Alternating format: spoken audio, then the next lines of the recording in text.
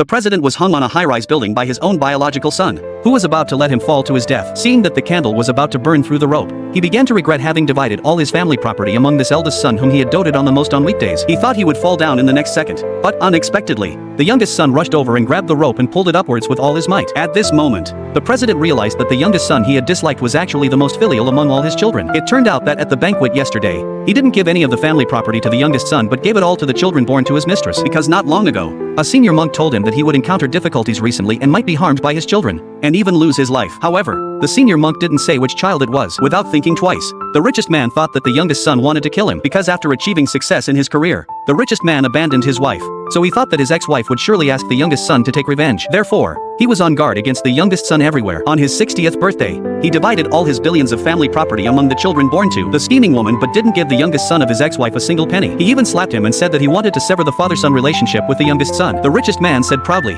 "I already have 3 filial children, and I don't need you." The youngest son said, "Father, how could you be so heartless?" After hearing this, the youngest son was completely disheartened and left without looking back. Unexpectedly, the richest man's retribution came quickly. He had a heart attack on the spot. Since then, the richest man began to have mental disorders and became an idiot. However, the 3 children he had doted on the most on weekdays didn't care about him at all. Instead, they left him in the hospital and ignored him because the hospitalization cost was too high. The 3 children discussed that each of them would take turns to take care of him for a week. So, the eldest son took his father home first. He had been given his father's company worth hundreds of millions of yuan, but he let his father live in a messy basement. He and his wife ate all kinds of delicacies while his father just wanted to drink a mouthful of water. But his wife gave him the water used for washing feet. When his wife accidentally fell on his father, she wrongly accused him of molesting her. In order to comfort his wife, the eldest son directly severed the relationship with his father and drove him out. The father had no choice but to seek refuge with his daughter. The daughter had been given all his gold, silver and jewels, but she thought that he smelled too bad and refused to let him in. Until there were too many onlookers, the daughter reluctantly let her father in and made him live with the pigs. The next day,